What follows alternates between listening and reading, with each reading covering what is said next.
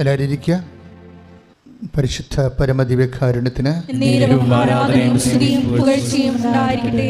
എൻ്റെ പ്രിയപ്പെട്ടവരെ, ഓൺലൈനിൽ ഈ ധ്യാനം ഈ ആഴ്ചയിൽ കൂടുന്ന എല്ലാവരെയും ഇവിടെ തീർത്ഥാടനത്തിലെ ഉടമ്പടി ധ്യാനത്തിനായി എത്തിയിരിക്കുന്നവരെയും പരിശുദ്ധമ്മയുടെ മാധ്യസ്ഥതയിൽ ഈശോയ്ക്ക് സമർപ്പിക്കുന്നു. നമ്മൾ ഓരോ ഉടമ്പടി ധ്യാനങ്ങളിലൂടെയും ഞങ്ങൾ തന്നെ ഒത്തിരിയേറെ ഒരു 5-6 ദിവസം ഒരു ധ്യാനം കഴിഞ്ഞാൽ അടുത്ത ഉടമ്പടി ധ്യാനം വരെ എപ്പോഴും ഇങ്ങനെ നിരന്തരം പ്രാർത്ഥിച്ചും കർത്താവ് നൽകുന്ന വചനത്തിൻ്റെ പിറകെ അന്വേഷിച്ചും അതിൻ്റെ അനുഭവതലങ്ങളെ ഓർത്തും ഒക്കെ നിരന്തരമായ ഒരു ഉടമ്പടി ദൈവസാന്നിധ്യ സ്മരണയിലാണ് ജീവിക്കുന്നത്. നിങ്ങൾ ഉടമ്പടി കാലത്ത് ഒരു ഉടമ്പടി സാന്നിധ്യ സ്മരണയിൽ ജീവിക്കണം. ആൾക്കാർക്ക് പറ്റുന്ന ഒരു അബദ്ധം എന്ന് പറയുന്നത്, ഇവിടുന്ന് ഉടമ്പടി ചെയ്തു പോകുമ്പോൾ പിന്നീട് നിങ്ങൾ വേവലാതി കൊള്ളുന്നതും നിങ്ങൾ ഇമ്മേഴ്സ്ഡ് ആകുന്നതും എത്ര ശതമാനം നിങ്ങൾക്ക് ദൈവമായിട്ട് ചെയ്ത ഉടമ്പടിയെക്കുറിച്ച് നിങ്ങൾക്ക് തിരിച്ചറിവും ബോധവുമുണ്ട്. അതാണ് എൻ്റെ വിഷയം. അത് ശരിക്കും കാര്യം ഉടമ്പടിയെ ചിലപ്പോൾ മറ്റ് ജീവിത സാഹചര്യങ്ങളും സന്തോഷമായാലും സങ്കടമായാലും ഉത്കണ്ഠയായാലും മറ്റ് വൈകാരിക സാഹചര്യങ്ങൾ ഉടമ്പടിയെ വിഴുങ്ങുന്നൊരവസ്ഥ വരികയും ഞാൻ ഉടമ്പടി എടുത്ത വ്യക്തിയാണ്, ഞാൻ ദൈവവുമായിട്ട് ഉടമ്പടി ജീവിക്കുകയാണ് എന്നുള്ളൊരു ബോധമാണത്. ആ ബോധം ശരിക്കും ആദ്യ 90 ദിവസം മുഴുവനും ആ ബോധത്തിലാണ് നമ്മൾ ജീവിക്കുന്നത്. പക്ഷേ ആ ഒരു ബോധം നിങ്ങൾക്കുണ്ടായില്ലെങ്കിൽ പിന്നെ നിങ്ങളെക്കുറിച്ച് ദൈവത്തിന് ബോധം ഉണ്ടാകണമെന്ന് പറയുന്നതിനകത്ത് ഒരർത്ഥവുമില്ല. നിങ്ങൾ ഉടമ്പടി എടുത്തവരാണ്, ഞാൻ ഉടമ്പടി. നമുക്കറിയാം, മറ്റ് പ്രെയർ ചെയ്യുന്ന പോലെ ഡംപ് ആൻഡ് ഗോ അല്ല ഇവിടെ. ഡംപ് വെച്ചാൽ നമ്മളൊരു സ്ഥലത്ത് പോയി തിരികെത്തിക്കുന്നു, ഗുഡ് ബൈ പറഞ്ഞ് പിരിയുന്നു, പിന്നെ അത് നമ്മൾ മറന്നു കളയുന്നു, അല്ലേ? നമ്മളൊരു സ്ഥലത്ത് പോയി നൊവേന കൂടുന്നു, ആ സമയത്ത് കുറേ പാട്ടൊക്കെ പാടുന്നു, നമ്മൾ അടുത്ത വണ്ടി കയറി പോകുന്നു. പിന്നെ നമ്മൾ ഓർക്കണത് അടുത്ത ചൊവ്വാഴ്ച വ്യാഴാഴ്ച ആകുമ്പോഴാണ്, അയ്യോ ഇന്ന് നൊവേന ദിവസമാണല്ലോ എന്ന് ഓർക്കണത്. ഇത് ഒരവസ്ഥയാണ് ഉടമ്പടിക്കുള്ളതെങ്കിൽ നിങ്ങൾ ഉടമ്പടിയിലല്ല. കാര്യം എന്താ? ഉടമ്പടി എപ്പോഴും അറിയാം, ഇറ്റ് ഈസ് ബൈലാറ്ററൽ റിലേഷൻ. ദൈവമായിട്ട് ഒരു ഉഭയകക്ഷി ജീവിത അവസ്ഥയിലാണ് നമ്മൾ. അപ്പോഴും അതിനൊരു ലീവോ ഒന്നുമില്ല, അതിനൊരു ഫ്രീ ടൈം പോലുമില്ല. ഉടമ്പടിക്കൊരു ഫ്രീ ടൈം. ഇപ്പോൾ ക്ലാസ്സാണ്, ക്ലാസ്സിന് സ്വാഭാവികമായിട്ടൊരു ഫ്രീ ടൈം ഉണ്ടാകത്തില്ല, ഇൻ്റർവെൽ എന്ന് പറയത്തില്ലേ. പക്ഷേ ഉടമ്പടിക്ക് ഇൻ്റർവെല്ലില്ല. കാര്യം ഉടമ്പടിയിൽ എങ്ങനെ ഇൻ്റർവെൽ വെക്കാൻ പറ്റും? നിങ്ങൾ ദൈവവുമായിട്ട് ഉടമ്പടി ചെയ്തിരിക്കുകയാണ്. അതുകൊണ്ട് എല്ലാ നിമിഷങ്ങളും തന്നെ നിങ്ങളെ വാക്ക്, പ്രവൃത്തി, വിചാരം, സാക്ഷ്യം അതെല്ലാം ഉടമ്പടിയുടെ ബേസ്മെൻറ്റിലാണ്. ഒരുപക്ഷെ സത്യസന്ധമായിട്ട് ഉടമ്പടി എടുക്കുന്നവർക്ക് എന്നെ കരുത്താണെന്നറിയാവോ? സത്യസന്ധമായിട്ട് ഉടമ്പടി എടുക്കുന്നവർക്ക് എന്നെ കരുത്ത. ആ കരുത്ത് കാണണമെങ്കിൽ ഈ ദിവസങ്ങളിലൊരു സാക്ഷ്യം ഉണ്ടായത്. അതായത് എനിക്ക് ഭയങ്കര ഇഷ്ടപ്പെടാം. റോഷൻ എന്നും പറഞ്ഞൊരാണ്, യാക്കോബ സഹോദരനാണ്, കോട്ടയത്തുനിന്ന്. അതായത് റോഷൻ്റെ സാക്ഷ്യം. റോഷനും ഉണ്ടായ ഒരു കുഞ്ഞ് മരിക്കുമെന്ന് പറഞ്ഞപ്പോൾ റോഷനൊരു ഫീല് ചെയ്തില്ല. എന്താ അദ്ദേഹം സാക്ഷ്യത്തിൽ പറഞ്ഞു വെച്ച് കഴിഞ്ഞാൽ, അത് മാതാവ് തന്ന കുഞ്ഞല്ലേ എന്നാണ് പറയണത്. അപ്പോൾ ഹീസ് കോൺഷ്യസ് അബൌട്ട് ദാറ്റ്. അതായത് അതിനെക്കുറിച്ചൊക്കെ നല്ല ബോധമുണ്ട്. ഇതുപോലെ ഓരോ സമയത്തും ഉടമ്പടി കാലങ്ങളിൽ എന്തെങ്കിലും ഒരു നെഗറ്റീവ് നമുക്ക് സംഭവിച്ചാൽ ഓട്ടോമാറ്റിക്കായിട്ട് നമുക്ക് ദൈവത്തിൻ്റെക്കുറിച്ച്, ഉടമ്പടിയെക്കുറിച്ച് ഓർമ്മ വന്നാൽ പോരാ. ഓർമ്മയെ പോസിറ്റീവായിട്ട് വരണം. ദൈവത്തോട് നമ്മൾ ഉടമ്പടി ചെയ്തതല്ലേ എന്നുള്ളത് പോസിറ്റീവായിട്ടാണ് വരേണ്ടത്. അങ്ങനെ ഒരു കാര്യം എനിക്ക് പലപ്പോഴും സാക്ഷ്യങ്ങൾ കേൾക്കുമ്പോൾ തോന്നുന്നത്, ഉടമ്പടി ഒരു ഫങ്ഷൻ അല്ല, ഉടമ്പടി ഒരു ഫീലിംഗ് ആണ് ശരിക്കും. ഇതാണ് വ്യത്യാസം.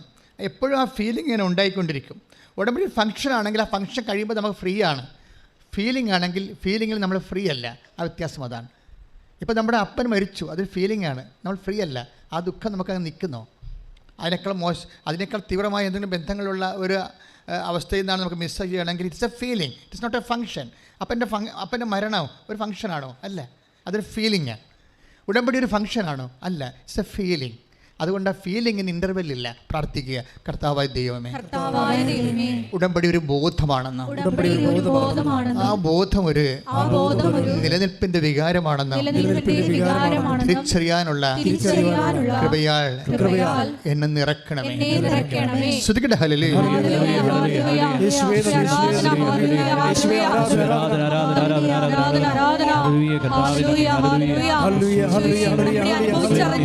നിബന്ധനകൾ പരിപാലിച്ച് ദൈവസ്നേഹം വർദ്ധിപ്പിച്ച് ഞങ്ങളെ സാക്ഷികളായി ഉടമ്പടി ധ്യാനത്തിലൂടെ ഉയർത്തണമേ എന്ന് പ്രാർത്ഥിക്കുന്നു.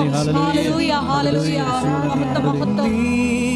പ്രാണനാഥൻ നീയൻ സ്നേഹരാജൻ, നീയൻ പ്രാണനാഥൻ, നീയൻ സ്നേഹരാജൻ, നിന്നിലെല്ലാം ജീവനും സ്നേഹവുമേ. പരിശുദ്ധ പരമദിവ്യകാരുണ്യത്തിന് അതായത് ഈ ഉടമ്പടിയുടെ ബോധവും വിവേചനവും ഇതെല്ലാം പരിശുദ്ധാത്മാവിൻ്റെ ദാനമായിട്ട് വരണത്.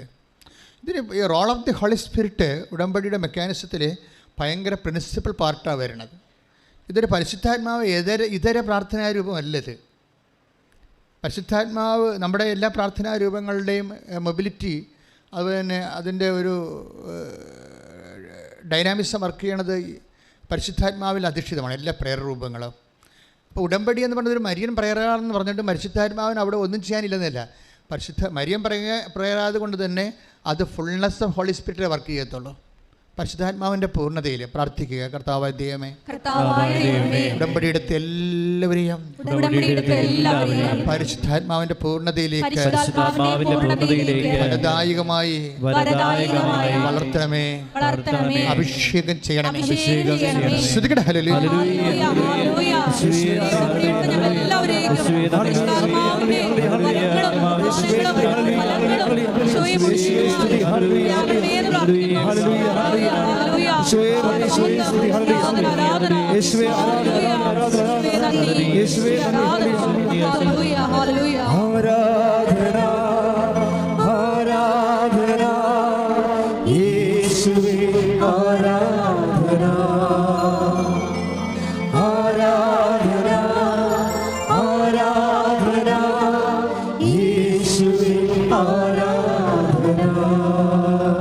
എനിക്ക് പലപ്പോഴും തോന്നിയിരിക്കുന്നത് ഈ ഉടമ്പടി എടുക്കുന്ന ഓരോ മക്കളും ബേസിക് ആയിട്ട് പ്രേയർ ചെയ്യേണ്ടത് പരിശുദ്ധാത്മാവിൻ്റെ ഫലങ്ങൾക്കല്ല, ദാനങ്ങൾക്കാണ്. ദാനങ്ങളാണ് ഇതിൻ്റെ ബേസിക് എന്ന് പറയുന്നത്. ദാനങ്ങൾ ഉണ്ടെങ്കിൽ മാത്രമേ ഇത് വർക്ക് ചെയ്യത്തുള്ളൂ. നമുക്കറിയാമല്ല, ഇപ്പോൾ വെള്ളം എന്ന് പറയുന്നതാണ് ദാനം. വെള്ളത്തിൻ്റെ ഫലങ്ങളാണ് മീൻ, മറ്റുള്ള തരത്തിലുള്ള ജീവജാലങ്ങളെല്ലാം. പരിശുദ്ധാത്മാവിനെ കുറിച്ച് 2 വിഷയങ്ങളാണ് നമ്മൾ എപ്പോഴും ദാനങ്ങൾ എപ്പോഴും നമുക്ക് എപ്പോഴും ഉടമ്പടി എടുക്കുന്ന ഓരോ മക്കൾക്കും. ഐസയാ 11:2 കർത്താവിൻ്റെ ആത്മാവ് അവൻ്റെ മേൽ ആവസിക്കും, ജ്ഞാനത്തിന്റെയും വിവേകത്തിന്റെയും ആത്മാവ് എന്ന് പറഞ്ഞേ. കർത്താവിന്റെ ആത്മാവ് അവന്റെ മേൽ ആവസിക്കും.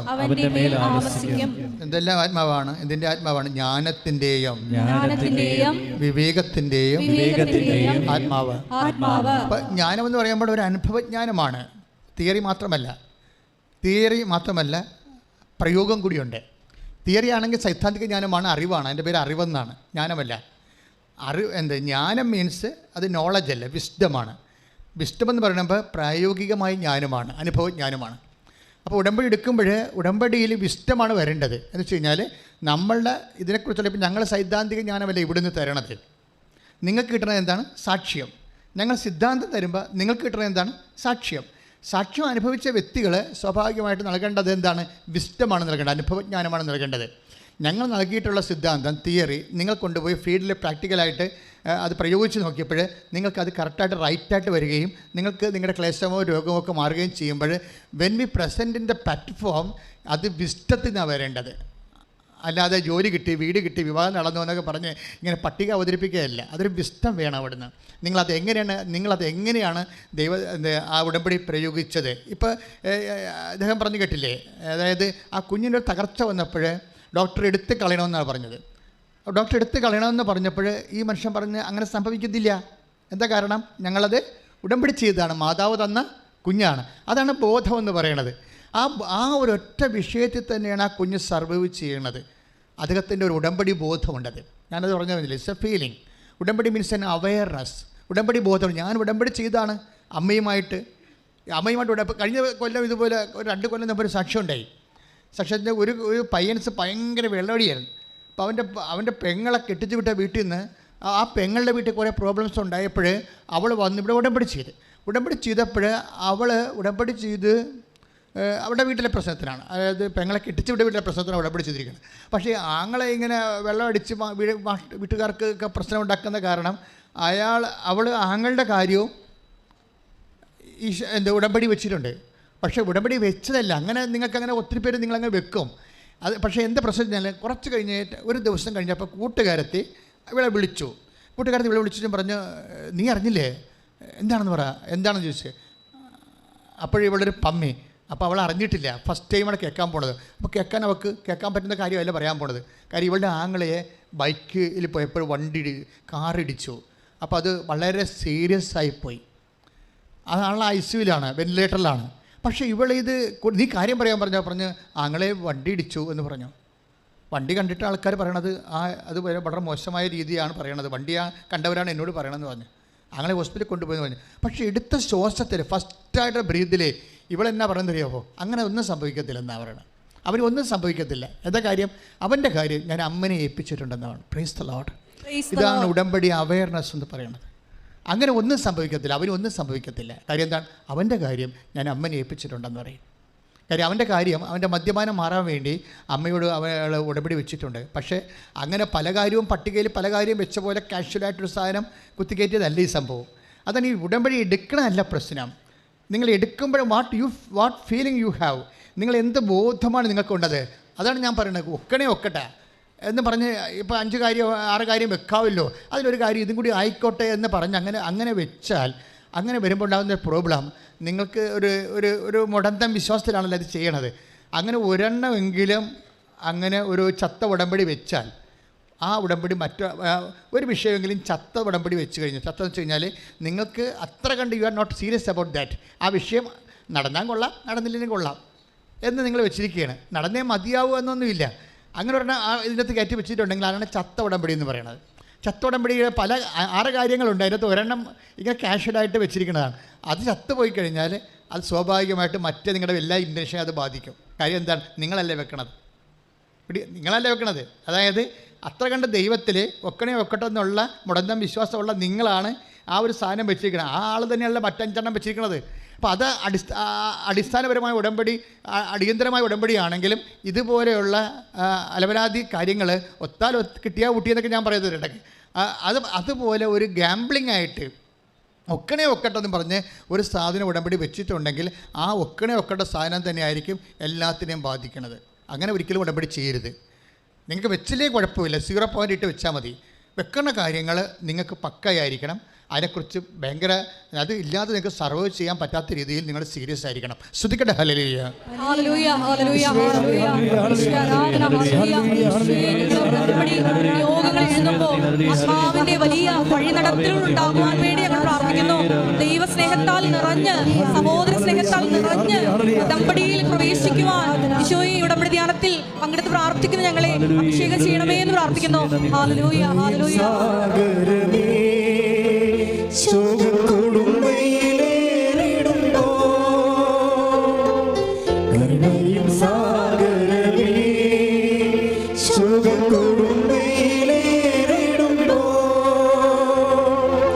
മേഘത്തിൻ തണലരുളി എന്നെ സാഗരമായി നടത്താം. മേഘത്തിൻ തണലരുളി എന്നെ സാഗരമായി നടത്താം. പരിശുദ്ധ പരമദിവ്യകാരുണ്യത്തിന്, പരിശുദ്ധ പരമദിവ്യകാരുണ്യത്തിന്, പരിശുദ്ധ പരമദിവ്യകാരുണ്യത്തിന്. എനിക്കൊരു പ്രിപ്പറേറ്ററി പ്രെയർ നല്ലതാണെന്ന് തോന്നണം ഉടമ്പടി. കാര്യം ഉടമ്പടി പരിശുദ്ധാത്മ ദാനങ്ങളിലാണ് ഇതിങ്ങനെ വർക്ക് ചെയ്ത് പോണത്. ദാനങ്ങൾ അതിപ്പോൾ 1 കൊറിന്ത്യർ 12:8 കൂടുതൽ ദാനങ്ങളെക്കുറിച്ച് വെളിപ്പെടുത്തുന്നുണ്ട്. ഇതൊക്കെ നമുക്ക് ആവശ്യമായ രീതിയിൽ ആരാധനയ്ക്ക് പ്രാർത്ഥിച്ചിട്ട് ഈ ദാനങ്ങൾ സ്വീകരിക്കുന്ന ഒരു സമയമാണ്. 1 കൊറിന്ത്യർ 11:8. ശ്രദ്ധിക്കട്ടെ. ഹല്ലേലൂയ.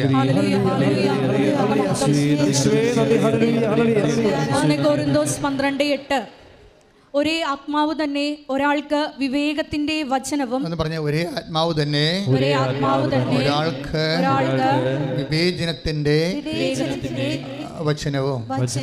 നിങ്ങൾ ഒരു കാര്യം ചിന്തിക്കുമ്പോൾ തന്നെ അതിൽ പരിശുദ്ധാത്മാവോ ദുഷ്ടാത്മാവോ ലോകാത്മാവോ ഉണ്ടാകാം. ഒരു ഉടമ്പടി ഇരിക്കുന്ന വ്യക്തിക്ക് ലോകാത്മാവ് ഉണ്ടാകാൻ പാടില്ല. അപ്പോൾ തന്നെ അത് വിവേചിക്കണം. ഉടനെ ഓട്ടോമാറ്റിക് വിവേചനം വരേണ്ടതാണ്. എന്താ പ്രശ്നം വെച്ചാൽ നിങ്ങൾ പറയുന്ന പല കാര്യങ്ങളിലും ലോകാത്മാവ് ഉണ്ടാവും, ദുഷ്ടാത്മാവ് ഉണ്ടാവും. ലോകാത്മാവ് എന്ന് വെച്ചാൽ വ്യക്തികൾക്ക് അഹങ്കാരം ഉണ്ടാവും. അഹങ്കാരം മൂത്ത വർത്തമാനങ്ങൾ നിങ്ങൾ പറഞ്ഞുകൊണ്ടിരിക്കുന്ന സംഭവം. ഇപ്പോൾ ഒരാൾ ഒരു കാര്യം പറഞ്ഞപ്പോൾ നിങ്ങൾ അതിനെ നിഷേധിച്ചുകൊണ്ട് വേറൊരു സംഭവം പറഞ്ഞു. അപ്പോൾ ഉടനെ ആത്മാവ് നിവേദിക്കണം, ഇത് നിൻ്റെ അഹങ്കാരമാണ്, നീ പറയണറിയാം, നിനക്ക് തെറ്റാണെന്നറിയാം, പക്ഷേ ഇവിടെ ജയിക്കാൻ വേണ്ടി ഒരു അഭ്യാസം കാണിക്കുകയാണ്. അതാണ് വിവേചനം. നിനക്ക് തന്നെ അറിയാം നീ പറയണത് പുട്ടത്തരമാണെന്നറിയാം, പക്ഷേ ഇവിടെ പിടിച്ചു നിൽക്കാൻ വേണ്ടി നീ ഒരു നമ്പർ കാണിക്കുകയാണ്. ദാറ്റ് മീൻസ് അതാണ് ഒരു വിവേചനം എന്ന് പറയുന്നത്. ഇത് ഓട്ടോമാറ്റിക്കായിട്ട് സംഭവിക്കണം. ആരും പറഞ്ഞു തരണ്ട. ആ വിവേചനം ദാനമാണ്. ഈ ദാനങ്ങൾ ശക്തിപ്പെട്ടാൽ മാത്രമേ ഫലങ്ങൾ ഉണ്ടാകത്തുള്ളൂ. വരങ്ങളല്ല, ഫലങ്ങളെന്ന് പറയുമ്പോഴും ഇത് ഉടമ്പടിയുമായിട്ട് കണക്റ്റഡ് ആണ്. ശരിക്കും ഒന്ന് പ്രാർത്ഥിക്കുക. കർത്താവായ ദൈവമേ, പരിശുദ്ധ ഉടമ്പടി സത്യമായി ചെയ്യാൻ, സത്യസന്ധമായി നിറവേറ്റാൻ അതിന്റെ പ്രാഥമികമായ അടിത്തറയായ പരിശുദ്ധാത്മദാനങ്ങളാൽ, അറിവിനാൽ, വിവേകത്താൽ, ജ്ഞാനത്താൽ, വിവേചനത്താൽ എന്നെ അഭിഷേകം ചെയ്യണം.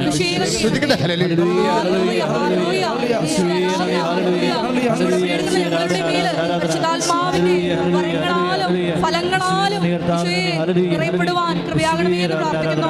Hallelujah, hallelujah. അളവന്റെ പകർന്നിടുക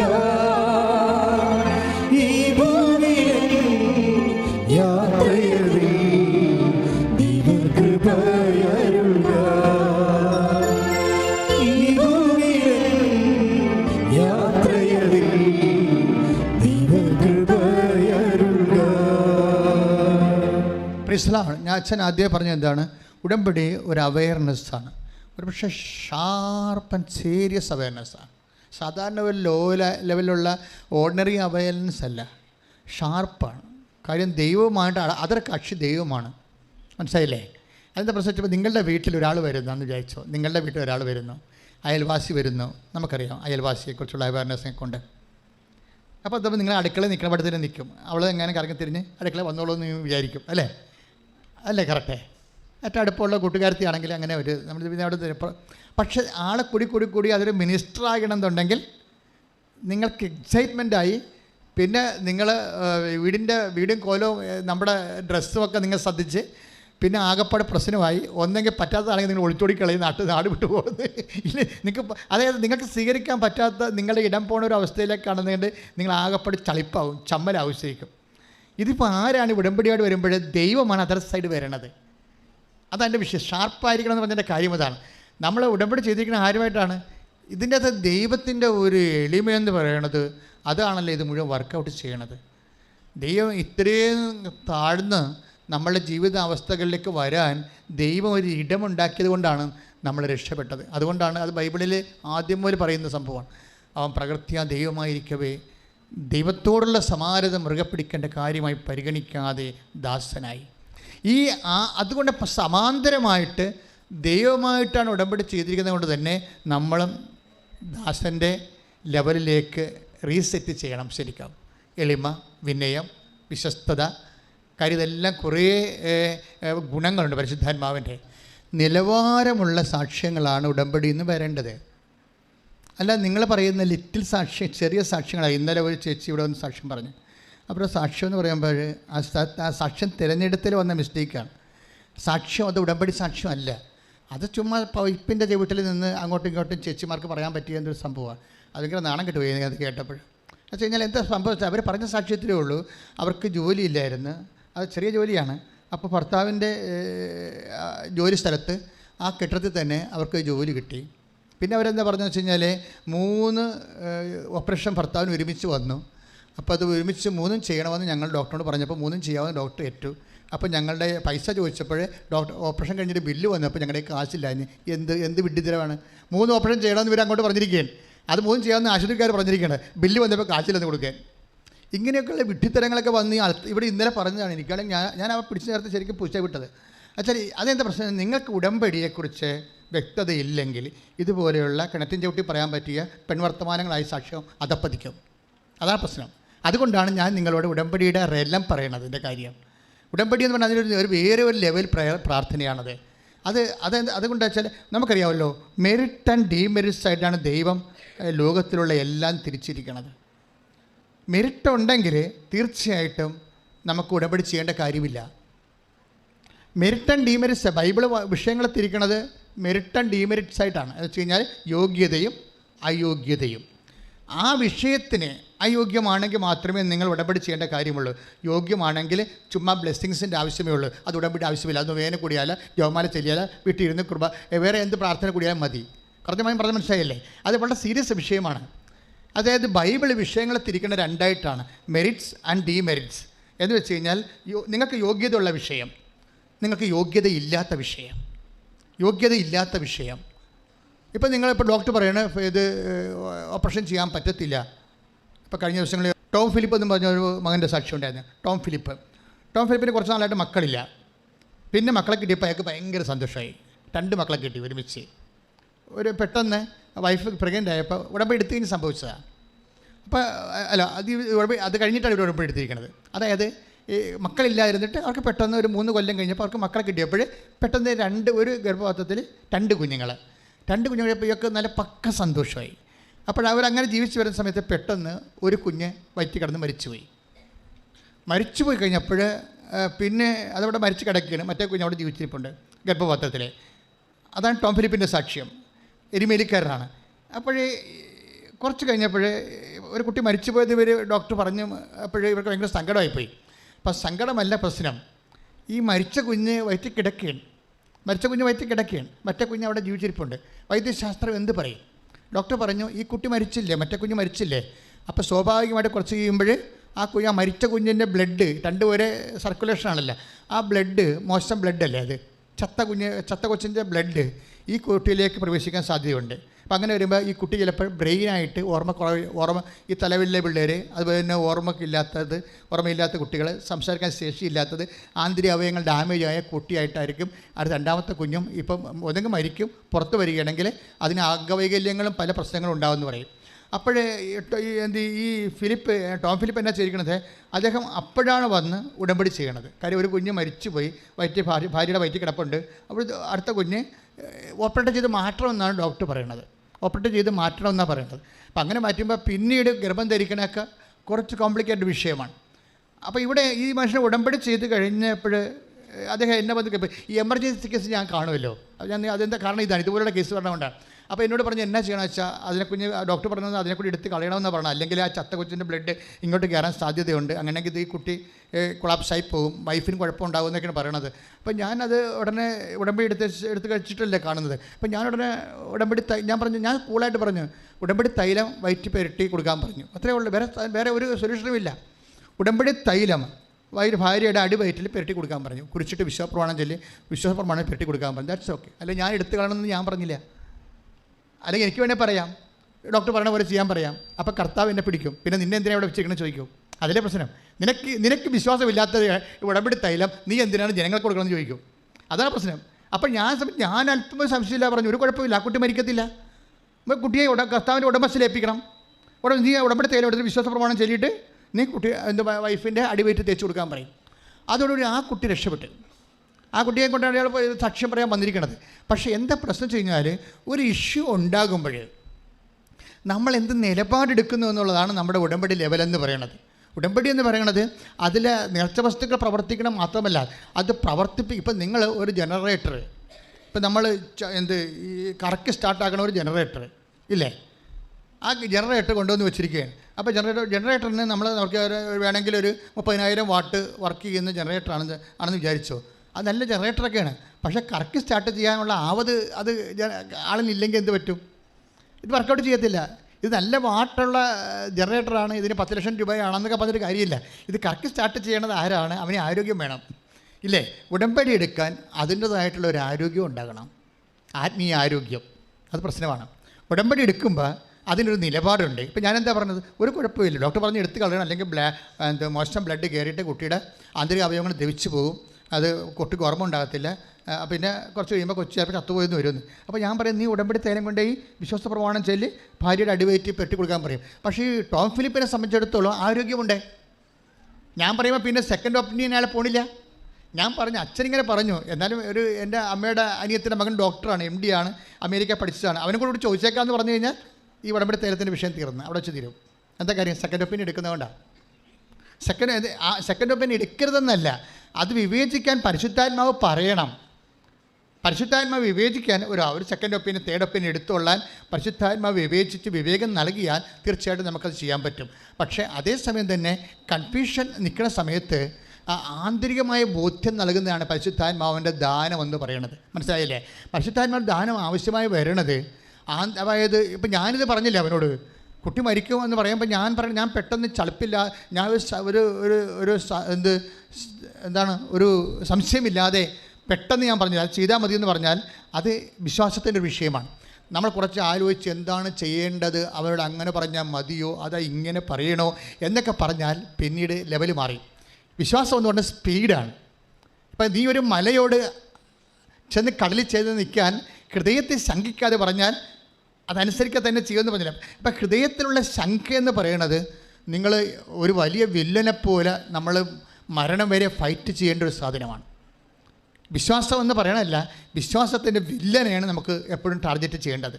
വിശ്വാസം അതിന് എതിരായിട്ടുള്ള സാധനം എപ്പോഴും വർക്ക് ചെയ്തുകൊണ്ടിരിക്കും. വിശ്വാസത്തെ വളർത്തണതിന് അതിൻ്റെ എതിരായിട്ടുള്ള സംഭവത്തെ നമ്മൾ എപ്പോഴും, വിശ്വാസത്തെ വളർത്താൻ നിങ്ങൾ ഉദ്ദേശിക്കുന്നുണ്ടെങ്കിൽ അതിൻ്റെ എതിരായിട്ടുള്ള അവിശ്വാസത്തെയാണ് നമ്മൾ ടാർഗറ്റ് ചെയ്യേണ്ടത്. അതുകൊണ്ടാണ് കർത്താവേ ഞാൻ വിശ്വസിക്കുന്നു എന്ന് പറഞ്ഞിട്ട് എന്താ പറയണത്, എൻ്റെ അവിശ്വാസത്തെ 9:24 ശ്രുതിക്കട്ടെ. ഹല്ലേലൂയ. മർക്കോസ് 9:24 ശ്രുതിക്കട്ടെ.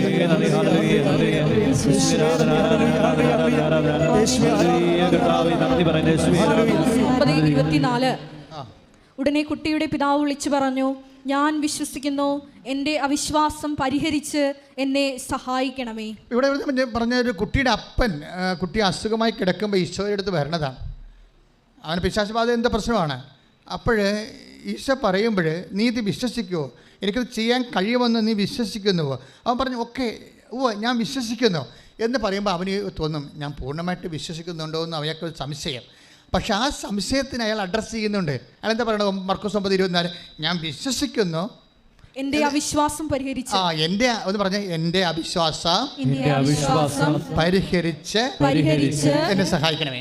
അപ്പോഴേ വില്ലൻ, വിശ്വാസത്തിൻ്റെ വില്ലൻ ആരാണ്? സംശയമാണ്. അതിന് വിളിക്കുന്ന പേരെന്താണ്? അവിശ്വാസം എന്നാണ്. അവിശ്വാസം ആരാ പരിഹരിക്കേണ്ടത്? അയൽവാസിയാണോ പരിഹരിക്കേണ്ടത്? അല്ല, കർത്താവാണ് പരിഹരിക്കേണ്ടത്. അതാണ് അയാൾ പറയണത്. അയാൾ എന്ത് കൃത്യമായിട്ടാണ് പറയണത്? ഞാൻ വിശ്വസിക്കുന്നു, പക്ഷേ എൻ്റെ അവിശ്വാസം പരിഹരിക്കണമേ. എന്നും നമ്മൾ ദൈവതിരുസന്നിധി പറയേണ്ട ഒരു കാര്യമാണ്. എന്താണ്? അവിശ്വാസം പരിഹരിക്കണമേ. നമ്മളൊരു വീട്ടിൽ ചെന്ന് വഴിയാത്രയിൽ വെള്ളം ചോദിക്കുമെന്ന് വിചാരിച്ചോ? അപ്പോൾ നമ്മൾ എന്താ ഉദ്ദേശിക്കുന്നത്? വെള്ളം ചോദിക്കുമ്പോൾ നമ്മൾ പാത്രം ചോദിക്കുന്നുണ്ടോ? വെള്ളത്തിന് ഒരു പാത്രത്തിൽ ഇത്തിരി വെള്ളം തരാനാണ് പറയണത്, അതാ വെള്ളം തരാനാണ് പറയുന്നത്. അത്രയും പ്രശ്നം. നിങ്ങൾ വിശ്വാസം ചോദിക്കുമ്പോൾ നിങ്ങൾ ഇപ്സഫാത്തോ you are presupposing that it is അത് ബ്രിങ് ചെയ്യണത്, നമുക്ക് തരണത് പരിശുദ്ധാത്മാവിനെയാണ് നമ്മൾ ചോദിക്കുന്നത്. മനസ്സിലായ കാര്യം? വിശ്വാസം പരിശുദ്ധാത്മാവിൻ്റെ ദാനമാണ്. മനസ്സിലായില്ലേ? അപ്പോൾ വിശ്വാസം വർദ്ധിക്കണമെന്ന് നിങ്ങൾ ചോദിക്കുമ്പോൾ നിങ്ങൾ ടാർഗറ്റ് ചെയ്യണത് എന്താണ്? പരിശുദ്ധാത്മാവിൻ്റെ ദാനമാണ്. പരിശുദ്ധാത്മാവിനോട് ചോദിക്കണത് പരിശുദ്ധാത്മാ. അതുകൊണ്ട് ഐസ ഒന്നിന് വായിച്ചോളൂ. ഐസ 11:2 പരിശുദ്ധാത്മാവ് ദാനം. ശ്രദ്ധിക്കട്ടെ.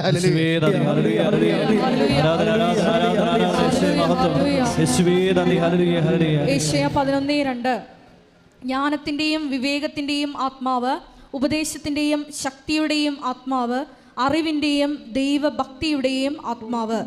1 കൊരിന്ത്യർ 12:8 ശ്രദ്ധിക്കട്ടെ. ഹല്ലേലൂയ. 1 കൊരിന്ത്യർ 12:8 ഒരേ ആത്മാവ് തന്നെ ഒരാൾക്ക് വിവേകത്തിൻ്റെ വചനവും മറ്റൊരാൾക്ക് ജ്ഞാനത്തിൻ്റെ വചനവും നൽകുന്നു. ഒരേ ആത്മാവ് തന്നെ ഒരുവന് വിശ്വാസവും വേറൊരുവന് രോഗശാന്തിക്കുള്ള വരവും നൽകുന്നു. അപ്പോൾ അത് വിശ്വാസം എന്ന് പറയുന്നത് നമുക്ക് കേവല വിശ്വാസം ഒന്നും പറഞ്ഞ സംഭവമില്ല. ഇപ്പോൾ ചില ആൾക്കാർ പറയുന്നില്ലേ, അമേരിക്ക നിങ്ങൾ പോയിട്ടില്ല, പക്ഷേ അമേരിക്ക അവിടെ ഉണ്ടെന്ന് നിങ്ങൾ വിശ്വസിക്കുന്നു. അതുപോലെയുള്ള ഒരു കേവല വിശ്വാസമല്ല ബൈബിൾ വിശ്വാസം. ബൈബിൾ വിശ്വാസം പരിശുദ്ധാത്മാവിൻ്റെ ദാനമാണ്. മനസ്സിലായില്ലേ? വിശ്വാസം, മാനുഷിക വിശ്വാസമുണ്ട്. എന്തുമാത്രം വിശ്വാസം. നമ്മുടെ അമ്മയാണ് നമ്മൾ പറയണത്, നമ്മുടെ അപ്പൻ ഇങ്ങേരാണെന്ന് ചൂണ്ടിക്കാണിക്കുന്നു. അതൊരു വിശ്വാസത്തെ നമ്മൾ അപ്പനായിട്ട് സ്വീകരിക്കുന്നു. ആ വിശ്വാസമല്ല ബൈബിൾ വിശ്വാസം. ബൈബിൾ വിശ്വാസം എന്ന് പറയുന്നത് ഇതുപോലെ മാനുഷിക വിശ്വാസമോ ഇൻഫ്ലുവൻസോ ഒന്നുമല്ല, ഒരു സെക്കുലർ ഇൻഫ്ലുവൻസ് ഒന്നുമല്ല ബൈബിൾ വിശ്വാസം. ബൈബിൾ വിശ്വാസം basically it is a fruit of the holy സ്പിരിറ്റാണ്, പരിശുദ്ധാത്മാവിൻ്റെ വരമാണ്. ഒരു ഉടമ്പടി മേജറായിട്ടുള്ള പ്രോജക്റ്റ് ചെയ്യുന്നതാണ് ഉടമ്പടി. അതിന് അനപേക്ഷിതമായി അനുധാരികളാണ് അടിസ്ഥാന ആത്മീയ പ്രമാണങ്ങളായിട്ട് ഞാൻ നിങ്ങളെ ഇപ്പോഴും ഉത്ബോധിപ്പിച്ചുകൊണ്ടിരിക്കുന്നത്. ഇതിൻ്റെ ഭാഗമായിട്ട് വരുന്നൊരു വിഷയം, അതായത് നമ്മൾ അറിയാം, ഇപ്പം ഞാൻ എന്താ ഈ ടോം ഫിലിപ്പിനോട് എന്നാ പറഞ്ഞത്, കുഞ്ഞ് മരിക്കത്തില്ല, നീ ഭാര്യയുടെ അടിവയറ്റിൽ കൊണ്ടുപോയിട്ട് ഇത് വിശ്വാസപ്രമാണം ചൊല്ലിയിട്ട് ഉടമ്പടി തൈലം കുരിശ് വരച്ച് കുഞ്ഞിനെ ഈശോയ്ക്ക് ഉടമപ്പെടുത്താൻ പറഞ്ഞിരിക്കുകയാണ്. കുരിശ് വരക്കണ എന്തിനാണ്? അതൊരു മുദ്രയാണ്, കുരിശിച്ച ഒരു സൈനാണ്. സീൽ ഓഫീസിൽ നിന്നൊക്കെ ലെറ്റർ പഠിക്കുമ്പോൾ അവർ സീലടിച്ചിരിക്കുകയാണ്. അതിനാണ് നമ്മൾ കുരിശ് വരയ്ക്കണം. നമ്മൾ രാവിലെ എഴുന്നേറ്റിട്ട് എന്താ ചെയ്യണത്? പ്രത്യക്ഷീകരണ പ്രാർത്ഥനയ്ക്ക് നമ്മൾ കൈയും കാലും കഴുകി ഫ്രഷായിട്ട് വന്നിട്ട് പ്രത്യക്ഷീകരണ പ്രാർത്ഥന തുടങ്ങുമ്പോൾ നമ്മൾ എന്താ ചെയ്യണത്? ഉടമ്പടി തൈലം എടുത്തിട്ട് കുരിശ് വരക്കും. എന്തിനാണ് ഉടമ്പടി തൈലം എടുത്ത് കുരിശ് വരക്കണത്? കുരിശൊക്കെ നമ്മൾ അറിയണം. ഇതിനെക്കുറിച്ച് അറിഞ്ഞില്ലെങ്കിൽ നമ്മളെ പൂച്ച മാതാ പോലെ എന്തെങ്കിലും കാണിച്ചു കൊടുക്കും. ഇങ്ങനെ അതാണ് നിങ്ങൾക്ക് ചില ആൾക്കാർക്കെങ്കിൽ കൾട്ടിക്കായിട്ട് ചെയ്ത് കളയും, ടെക്നിക്കലായിട്ട് ചെയ്ത് കളയും. ഉടമ്പടി തൈലം എടുത്ത് പോകുന്നൊക്കെ പറഞ്ഞു ഉറക്കപ്പിച്ച് എന്തെങ്കിലും കാണിച്ചു കിട്ടും. പിച്ചുമ്പയും പറഞ്ഞ പോലെ തന്നെ മറ്റൊരു പരിപാടി കാണിക്കും. അങ്ങനെ കാണിച്ചിട്ട് വർക്കൗട്ട് ചെയ്യത്തില്ല. നമ്മൾ ഇതിനെക്കുറിച്ചൊരു അവബോധം ഉണ്ടാകണം. ആചാരത്തിന് അർത്ഥം അറിഞ്ഞില്ലെങ്കിൽ അനാചാരമായിട്ട് മാറും. അനാചാരം എന്ന സാധനമില്ലേ, അത് അനാചാരം എന്ന് പറഞ്ഞാൽ എന്താണ്? അർത്ഥം അറിയാതെ ആചാരം ചെയ്യുമ്പോഴാണ് അത് അനാചാരമായി മാറുന്നത്. അർത്ഥം അറിയുമ്പോഴാണ് അത് സദാചാരമായി മാറുന്നത്. ഇതൊരു സദാചാര ക്രിയയാണ് ശരിക്കും പറഞ്ഞാൽ. എന്ന് വെച്ച് കഴിഞ്ഞാൽ നമ്മളിപ്പോൾ ഉടമ്പടി തൈലം എടുത്തിട്ട് നെറ്റിക്ക് കുരിശ് വരക്കും. തലയിൽ കുരിശ് വരച്ചാൽ പിന്നെ ഹോൾ ബോഡി, നമ്മുടെ ചിന്തകൾ, വികാരങ്ങൾ, വർക്കുകൾ, ആ ദിവസത്തെ മുഴുവൻ ഇടപാടുകളെല്ലാം ദൈവത്തിന് ഞാൻ മുദ്ര വെക്കുന്നു. കർത്താവിനെ ഞാൻ ഉടമപ്പെടുത്തുന്നു. എന്താ കാര്യം? ഇത് ഐ വിൽ അതായത് ഇപ്പോൾ 92-ാമത്തെ സങ്കീർത്തനം 10-ാമത്തെ വാക്യം, I will anoint you with a purest oil. അതാണ് സംഭവം. അതിൻ്റെ ഉടമ്പടി ആ വാക്യം നിന്നാണ് ഉടമ്പടി തൈലം ഉണ്ടാകുന്നത്. ഞാൻ നിന്നെ എന്ത് ചെയ്യുമെന്നാണ്? ശുദ്ധമായ തൈലത്താൽ അനോയിൻറ്റ് ചെയ്യും. എന്തിനാണ് അങ്ങനെ അനോയിൻറ്റ് ചെയ്യണത്? ഞാൻ നിന്നെ അഭിഷേകം ചെയ്യും. ഇപ്പോൾ സങ്കീർത്തനം ഈ 92:10, ഞാൻ നിന്നെ ശുദ്ധമായ തൈലത്താൽ പറഞ്ഞേ, ഞാൻ നിന്നെ ശുദ്ധമായ തൈലത്താൽ അഭിഷേകം ചെയ്യും. എന്തിനാണ് അങ്ങനെ തൈലം കൊണ്ട് അഭിഷേകം ചെയ്യുന്നതിൻ്റെ ഉദ്ദേശം എന്താണ്? ആ ആചാരത്തിൻ്റെ അർത്ഥം എന്താണ്? അതിൻ്റെ താഴെ എഴുതിയിട്ടുണ്ട്, I will give you the wild of strength. അതാണ് അത് ഇംഗ്ലീഷ് കിടക്കണത്. എന്ന് വെച്ച് കഴിഞ്ഞാൽ എന്തിനാണ് നിങ്ങൾ അനൗൺസ് ചെയ്യണത്? ഞാൻ നിനക്ക് കാട്ടുപോത്തിൻ്റെ ശക്തി നൽകും. മനസ്സിലായില്ലേ? ഞാൻ നിനക്ക്, നമ്മുടെ ബലഹീനതമായൊരു കാലത്തിലാണ് നമ്മൾ ഉടമ്പടി ചെയ്യണത് ഇല്ലേ? അപ്പോൾ നമുക്ക് എന്താ വേണ്ടത്? ശക്തിയാണ് വേണ്ടത്. ഈ ശക്തി നേടാൻ വേണ്ടി ദൈവത്തിൻ്റെ വാഗ്ദാനമുണ്ട്. ഐ വിൽ ഗിവ് യു എന്നാണ്. നമുക്കറിയാമല്ലോ 8810 വാഗ്ദാനങ്ങളാണ് ദൈവത്തിലുള്ളത്. ഈ വാഗ്ദാനങ്ങൾ പ്രാപിക്കുന്ന ഒറ്റ സിംഗിൾ ആപ്പാണ് ഉടമ്പടി എന്ന് പറയുന്നത്. ആ ഉടമ്പടി എല്ലാം വാഗ്ദാനങ്ങളാണ്. അതിലൊരു വാഗ്ദാനമാണ് I will anoint you with the purest oil. ഞാൻ നിന്നെ ശുദ്ധമായ തൈലത്താൽ അഭിഷേകം ചെയ്തു. എന്തിനാണ് അഭിഷേകം ചെയ്യണത്? I will. ഇപ്പം നമ്മൾ എണ്ണ തേക്കത്തില്ലേ? ചില ആൾക്കാർ കുഴമ്പ് തേക്കും നീര് പോകാൻ വേണ്ടി അല്ലേ? ചെറിയ തലയിൽ എണ്ണ തേക്കും. എന്തിനാണ്? തല തണുക്കാൻ വേണ്ടി. തല തണുക്കാനും നീര് പോകാൻ വേണ്ടിയാണ് ഉടമ്പടി തൈലം തേക്കണത് അല്ല. ബേസിക്കലി അത് it is meant four empowering. നമ്മൾ പവർ, അതായത് നമ്മൾ ഒറ്റക്കല്ല. ഇന്ന് മുതൽ ഞാൻ ഉടമ്പടി ചെയ്ത ദൈവം കൂടി എൻ്റെ കൂടെ ഉണ്ട്. ഞാൻ ശക്തനാണ്. കൈയടിച്ച് കർത്താൻ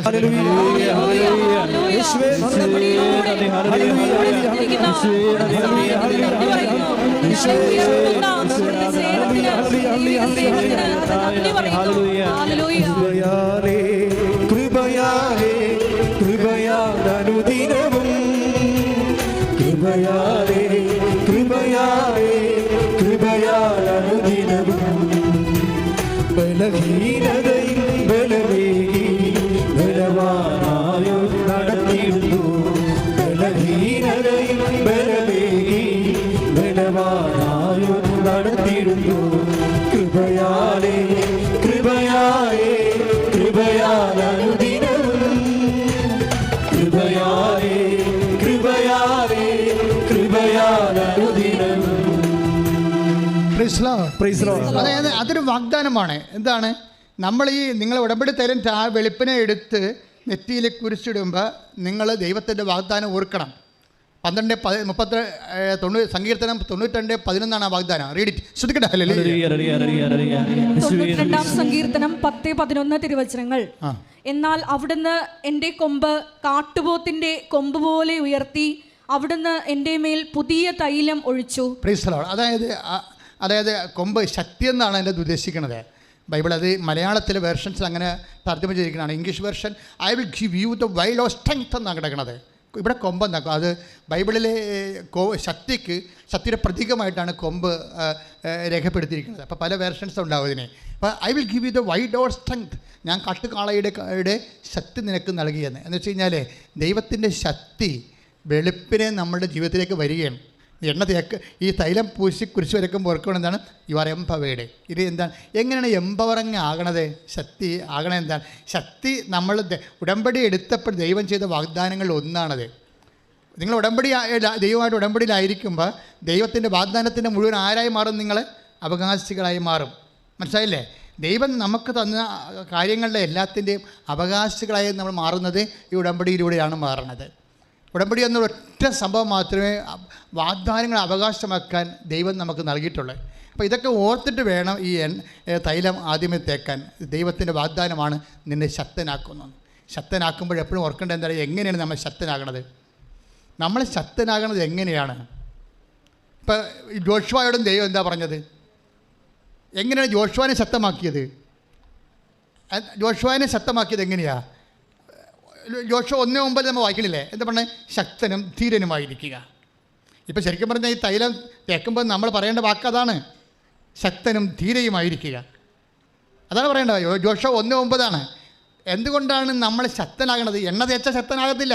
എണ്ണ ഒരു അടയാളമാണ്. എന്തുകൊണ്ടാണ് നമ്മൾ ശക്തനാകണത്? I will come with you wherever you go. നീ പോകുന്നിടത്തെല്ലാം ഞാൻ നിൻ്റെ കൂടെ വരും. എല്ലാവരും ചെയ്യുന്ന കാര്യമാണ് ഉടമ്പടി തൈലമെടുത്ത് വെളുപ്പിനെ നെറ്റിക്ക് തേക്കുക എന്നുള്ളത്. അതിൻ്റെ കൊണോട്ടേഷൻസ് ഇംപ്ലിക്കേഷൻസ് ഒക്കെ പോകണം പോയിക്കൊണ്ടില്ലേ? അത് എന്തിനാണ് ഉദ്ദേശിക്കുന്നത്? അതുകൊണ്ട് ശക്തനും ധീരനുമായിരിക്കുക. കാര്യം എന്താണ്? അത് സങ്കീർത്തനം 92:10-11 വചനം കിടക്കുന്നത്. തൈലം തേക്കുമ്പോൾ I will anoint you with the purest oil. ഞാൻ നിന്നെ ഉടമ്പടി തൈലത്താൽ, ശുദ്ധമായ തൈലത്താൽ അഭിഷേകം ചെയ്യും. എന്തുകൊണ്ടാണ്? I will empower you. ഞാൻ നിന്നെ ശക്തനാക്കും. എങ്ങനെയാണ് ശക്തനാക്കുന്നത്? അതായത് I will give you the wild or strength. കാട്ടുകാളയുടെ ശക്തി നൽകും. കാരണം നമ്മൾ ബലഹീനമായ കാലത്താണല്ലോ ദൈവത്തിൽ ഉടമ്പടി എടുക്കുന്നത്. അത് എപ്പോഴും എങ്ങനെയാണ് നമ്മൾ ശക്തനാക്കണത്? അതാണ് ജോഷുവ 1:9 പറയണത്. എന്താണ്? ശക്തനും ധീരനുമായിരിക്കുക. ശക്തയും ധീരയുമായിരിക്കുക. എന്താ കാര്യം? നീ പോകുന്നിടത്തെല്ലാം ഞാൻ നിൻ്റെ കൂടെ വരും. മനസ്സിലായി? അപ്പോൾ ശക്തനായിരിക്കുക, ശക്തിയായിരിക്കുക എന്ന് പറയുമ്പോഴേ ഈ തൈലം തേക്കുമ്പോൾ തന്നെ ഓർക്കുമ്പോൾ ശക്തി വരണത് തൈലത്തിൽ നിന്നല്ല. പിന്നെന്താണ്? ഈ വിശ്വാസം പ്രഖ്യാപിക്കുക നിമിത്തം, ഉടമ്പടിയിൽ ആശ്രയിക്കുക നിമിത്തം അതിൻ്റെ വാഗ്ദാനമായ ദൈവത്തിൻ്റെ സാന്നിധ്യം നമുക്ക് അവകാശമാകുന്ന കൈയടിച്ച് കർത്താവ്. മക്കൾക്ക് അടുത്ത പദവിയിലേക്ക് ഉയർത്തുന്ന അവിടുത്തെ സ്നേഹത്തിന് ജീവിക്കുന്ന യേശുവിന്റെ സാന്നിധ്യത്തെ ജനതകൾ കണ്ടിടട്ടെ. ഇന്നും ജീവിക്കുന്ന യേശുവിന്റെ സാന്നിധ്യത്തെ ജനതകൾ കണ്ടിടട്ടെ. കർത്താവിന്റെ കരബലം പൂർണ്ണമായി വെളിപ്പെടും. അത്ഭുതങ്ങൾ സംഭവിക്കട്ടെ. കർത്താവിന്റെ കരബലം പൂർണ്ണമായി വെളിപ്പെടും. അടയാളങ്ങൾ സംഭവിക്കട്ടെ. സാന്നിധ്യം എന്താണ് പറയുന്നത്? I will come with you. ശക്തനും ധീരനുമായിരിക്കുക. ശക്തയും ധീരയുമായിരിക്കുക. വൈ? എന്തുകൊണ്ട്? I will come with you wherever you go. നീ ശക്തയായിരിക്കണം. നീ ശക്തനായിരിക്കണം. കാരണം എന്താണ്? നീ എവിടെയെല്ലാം പോകുന്നു എന്നാണ്. ഇന്ന സ്ഥലങ്ങളിലില്ലേ, അത് ഇന്ന സ്ഥലത്ത് പോകുമ്പോൾ ഞാൻ ഉണ്ടാകത്തില്ലെന്ന് പറഞ്ഞിട്ടില്ല. നീ വെന്റിലേറ്ററിൽ പോയാലും I will come with you wherever you go. നീ ICUവിലായാലും ശരി, ഐ വിൽ കം വിത്ത്. നീ പരീക്ഷാ ഹാളിലായാലും ശരി, നീ ഇൻ്റർവ്യൂവിലായാലും ശരി. കഴിഞ്ഞ ദിവസങ്ങളിൽ ഒരു ഇൻ്റർവ്യൂ ഉണ്ടായി. ഒരു മോളുടെ സാക്ഷി ഉണ്ടായിരുന്നു. അവൾ കംപ്ലീറ്റ് മലയാളം മീഡിയം. ഇവൾക്ക് അതേസമയം തന്നെ കക്ഷി ഉടമ്പടി എടുത്തിട്ട് IATS പരീക്ഷയ്ക്ക് പോവുകയാണ്. ഇവളാണെങ്കിൽ IATS പരീക്ഷയ്ക്ക് ചെന്നപ്പോൾ തന്നെ ആളിൻ്റെ മുമ്പിൽ ഇരുന്ന പരീക്ഷകൻ്റെ മുമ്പിൽ നിന്നുകൊണ്ട് അവൾ പറയുന്നുണ്ടായിരുന്നു. അവളിങ്ങനെ വിറക്കണം. ആ മാഡത്തിൻ്റെ മുമ്പിൽ ഇങ്ങനെ പൂക്കല പോലെ വിറക്കുകയാണ്. ഒന്നും വായിന്ന് വരണില്ല. വരുമ്പോഴൊക്കെ അവരാണ് മാഡം ചോദിക്കും, വൈ യു ആർ ഷിവറിങ്? ഇതെന്താ നിങ്ങൾക്ക് വല്ല മാനസിക രോഗമാണ്? എന്താ പറ്റി ഇത് കെട്ടിയെടുത്ത് എന്തായാലും ഇതിലേക്ക് വന്നത്? ഇത് വേറെ പണിയൊന്നുമില്ലേ എന്ന രീതി അവരങ്ങനെ പറഞ്ഞില്ലെങ്കിലും അവിടെ ബോഡി ലാംഗ്വേജ് അതാണ്, ശരീരഭാഷ അതാണ്. എന്നാൽ പിന്നെ പണ്ടാരം അടങ്ങാൻ എന്തിനാണ് ഇതിന് തലകുത്തി പറയാൻ പോയതെന്ന് ചോദിക്കുന്ന രീതിയിലുള്ള ഒരു നെഗറ്റീവ് ബോഡി ലാംഗ്വേജാണ്. അപ്പോൾ അവൾ പക്ഷേ ഇവൾക്ക് റിക്കവർ ചെയ്യാൻ പറ്റുന്നില്ല. ഭയങ്കര ചുണ്ടൊക്കെ വിറക്കണം, തൊണ്ട വിരളെന്ന് വല്ലാത്ത ഒരു പിടച്ചിലാണ്. അപ്പോൾ മാഡത്തിന് കാര്യം മനസ്സിലായി. മാഡം പറയും തെറ്റട്ടെ, യു കണ്ടിന്യൂ എന്ന് പറയും. അങ്ങനെ 2 മിനിറ്റ് ഒരു കണക്കിന് ഇംഗ്ലീഷ് പറഞ്ഞ് സ്പീക്കിങ്ങാണ്. 2 മിനിറ്റ് 2.5 മണിക്കൂർ ഇംഗ്ലീഷ് പറഞ്ഞു കഴിഞ്ഞപ്പോൾ തന്നെ ആളിൻ്റെ ഗ്യാസ് തീർന്ന്, അടിച്ചു വെച്ച സംഭവങ്ങളെല്ലാം തീർന്ന്. പിന്നെ എന്ത് പറയുമെന്ന് അറിയാമല്ലോ, പിന്നെ നിന്ന് വിറക്കി. അപ്പോൾ മാഡം പറഞ്ഞു നിങ്ങൾക്ക് 5 മിനിറ്റല്ലേ ഉള്ളത്, 5 മിനിറ്റ് കണ്ടിന്യൂ, 5 മിനിറ്റ് പറഞ്ഞ് ഒപ്പിക്കാൻ പറഞ്ഞു. കാരണം അവിടെ രക്ഷപ്പെടുത്താൻ വേണ്ടി പറഞ്ഞതാണ്. കാര്യം പറഞ്ഞ് അവസാനിപ്പിക്കണല്ലേ, ആളെ പറഞ്ഞു. അവൾ 5 മിനിറ്റ് ആദ്യം പറഞ്ഞത് 2.5 മിനിറ്റല്ലേ പറഞ്ഞിരിക്കണത്, അതെന്നെ പിന്നെ റിപ്പീറ്റ് ചെയ്ത്. കാര്യം വിറയ്ക്കണ പറയണമെന്നൊരു പിടിയില്ല, ഒരു കണക്കിന് അവിടെ നിന്ന് കഴിഞ്ഞ് താടി പുറത്ത് വീണ്. പേടിയാ ശരിക്കും ആളിനെ. പക്ഷേ എന്താ സംഭവം, വാഗ്ദാനം എന്താണ്? I will come with you wherever you go. നീ പോകുന്നിടത്തെല്ലാം, ഏത് സ്പീക്കിംഗ് ആയാലും ഏത് ഇൻ്റർവ്യൂവിനായാലും I will come with you. Report വന്നപ്പോൾ എന്താ വന്നിരിക്കുന്നത്, അവർക്ക് B ഗ്രേഡ്. ട്രോളർമാർ ചിലപ്പോൾ എൻ്റെ ഈ പ്രസംഗം തന്നെ എടുത്ത് ട്രോൾ ചെയ്ത് വരും. കാര്യം എന്താ, ഇതിൻ്റെ അത് യുക്തിയില്ലല്ലോ. കാര്യം വിറച്ചതുള്ളി 2.5 മണിക്കൂർ പറഞ്ഞു. 2.5 മണിക്കൂർ പറഞ്ഞപ്പോൾ തന്നെ നമ്മുടെ ഉണ്ടായിരുന്ന കരിമരുന്ന് തീർന്ന്. പിന്നെ ഒരു 2.5 മണിക്കൂർ ബാക്കി കിടക്കണം. കാരണം എന്തെങ്കിലും പറഞ്ഞ് തുലച്ചിട്ട് പോകാൻ പറയുമ്പോഴും ആ പറഞ്ഞത് തന്നെ തന്നെയും പിന്നെയും പറയുന്നു. പക്ഷേ റിസൾട്ട് വരുമ്പോൾ B ഗ്രേഡ്. നിങ്ങൾ സാക്ഷ്യം കേൾക്കണം, യൂട്യൂബിൽ കിടപ്പുണ്ട്. പക്ഷേ എന്താ പ്രശ്നം വെച്ച് കഴിഞ്ഞാൽ ഇതാണ് മെറിറ്റ് ആൻഡ് ഡീമെറിറ്റ്സ് എന്ന് പറയുന്നത്. അവൾ വിറച്ചെന്ന് പറയുമ്പോൾ എന്താ എൻ്റെ അർത്ഥം, അവിടെ തൊണ്ട വരണ്ടു എന്നൊക്കെ പറയുമ്പോൾ എൻ്റെ അർത്ഥം എന്താണ്, എനിക്ക് മെറിറ്റ് ഇല്ലെന്ന് എൻ്റെ അർത്ഥം, യോഗ്യതയില്ല. യോഗ്യതയില്ലെന്ന് പറഞ്ഞാൽ അതൊരു ഡെഡ് എൻഡ് അല്ല. ഒരു വിശ്വാസിയെ സംബന്ധിച്ചിടത്തോളം നിനക്ക് യോഗ്യതയില്ലെന്ന് പറഞ്ഞാൽ പിന്നെ എന്താണ്, കർത്താവിൻ്റെ സാധ്യത തുറന്നു വരാൻ പോകുന്നു. That is grace. എപ്പോഴും ബൈബിൾ വായിക്കുമ്പോൾ എപ്പോഴും നിങ്ങൾക്ക് മനസ്സിലാകണത് ഈ മെറിറ്റ് എന്ന് പറയുന്ന സാധാരണ മനുഷ്യനെ ഉണ്ടാകുന്ന യുക്തിയും ശക്തിയും ഒക്കെ ഉണ്ടാകും. ചിലപ്പോൾ പല വിഷയങ്ങളും നമ്മൾ അഭിമുഖീകരിക്കേണ്ടി വരുന്നത് മെറിറ്റിൽ അധിഷ്ഠിതമല്ല, അത് ഗ്രേസിൽ അധിഷ്ഠിതമാണ്. അതാണ് ബൈബിൾ പറയണത്, not by merit but by grace. ഇന്ന് എല്ലാവർക്കും അറിയാതെ അല്ലേ, നിങ്ങളുടെ യോഗ്യത കൊണ്ടല്ല. ഇപ്പം ഞാനൊരു കാര്യം ചോദിക്കട്ടെ, എപ്പോഴ് ഗോലിയാത്ത് വന്നു. ഗോലിയാത്ത് എന്ന് പറയുമ്പോൾ മഹാരാക്ഷസനാണ്. അവൻ്റെ ഷെക്കൽ 700 ഷെക്കലാണ് അവൻ്റെ പരിച, 13 അടിയാണ് അവൻ്റെ കുന്തം. ദാവീദൊരു പയ്യൻ ഇടയ ചെറുക്കനാണ്. ദാവീദിനോട് ഗോലിയാത്ത് ചോദിക്കണത് എന്താണ്, നീ എൻ്റെ അടുത്ത് വരാൻ എന്ത് മെറിട്ടെന്നാണ് ചോദിക്കണത്. ദാവീദ് പറഞ്ഞത് എന്താണ്, മെറിറ്റില്ല പക്ഷേ ഗ്രേസ് ഉണ്ടെന്ന് പറയും. അതല്ലേ സംഭവം. നിങ്ങളെന്താ ആ ഭാഗം ഒന്ന് വായിച്ചു നോക്കുക. അതായത് 1 സാമുവേൽ 17:45. ശ്രദ്ധിക്കട്ടെ. ഹല്ലേലൂയ. 1 സാമുവേൽ 17:43-45. ഗോലിയാത്ത് ദാവീദിനോട് ചോദിച്ചു, എന്റെ നേരെ വടിയുമായി വരാൻ ഞാനൊരു പട്ടിയോ? ദാവീദിന്റെ കയ്യിലുള്ള എന്താണ്, ഒരു വടി, ഇടയൻ്റെ വടിയാണ്. അതൊക്കെ മെറിറ്റില്ല. അതാണ് ദാവീദ് ഈ 13 അടി നീളം കുന്തവും പിടിച്ചിരിക്കുന്ന ഒരു രാക്ഷസൻ്റെ അടുത്ത് ഒരു വടിയും പിടിച്ചിട്ട് ഒരു മനുഷ്യൻ വരികയാണ്. അപ്പോൾ ഗോലിയാത്ത് ഉടനെ ചോദിക്കുകയാണ്, what merit you have to face me? നീ എന്നെ അഭിമുഖീകരിക്കാൻ നിനക്ക് എന്നാ യോഗ്യത എന്ന് പറയും. അതിനെ ദാവീദ് പറയുന്നൊരു ഉത്തരമുണ്ട്. ശ്രദ്ധിക്കട്ടെ. ഹല്ലേലൂയ. ദാവീദ് പ്രതിവചിച്ചു, വാളും കുന്തവും ചാട്ടുളിയുമായി നീ എന്നെ നേരിടാൻ. അതാണ് നിന്റെ മെറിറ്റ്, അതാണ് നിന്റെ മെറിറ്റ്, യോഗ്യത. വാളും കുന്തവും ചാട്ടുളിയുമായി നീ എൻ്റെ അടുക്ക് വരുന്നു. ഞാനാകട്ടെ നീ നിന്ദിച്ച ഇസ്രായേൽ സേനകളുടെ ദൈവമായ സൈന്യങ്ങളുടെ കർത്താവിന്റെ നാമത്തിൽ കൈയിട്ടിട്ട്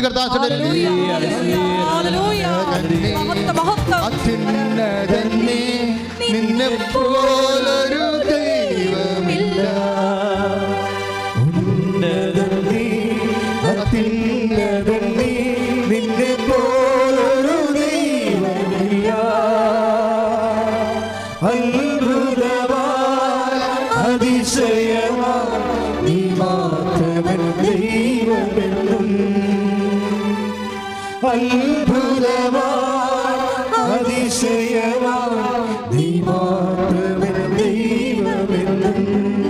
നിങ്ങൾ അടിച്ച് നിലംപരശാക്കുന്ന ഏത് പ്രതിയോഗിയുടെ മുമ്പിൽ, അത് പരീക്ഷയാകട്ടെ, കോടതിയാകട്ടെ, സർക്കാർ ഓഫീസ് ആയിക്കോട്ടെ, ആശുപത്രി ആയിക്കോട്ടെ, ഓപ്പറേഷൻ തിയേറ്റർ ആയിക്കോട്ടെ, എവിടെ ചെന്നാലും നീ പറയണം എന്താണ്, ഞാൻ വന്നിരിക്കുന്നത് ഞാൻ ഉടമ്പടി ചെയ്ത ദൈവത്തിന്റെ നാമത്തിലാണ്. ഒന്ന് പറഞ്ഞ ദൈവവേദലെ, ഞാൻ വന്നിരിക്കുന്നത് ഞാൻ ഉടമ്പടി ചെയ്ത എന്റെ ദൈവത്തിന്റെ നാമത്തിലാണ്.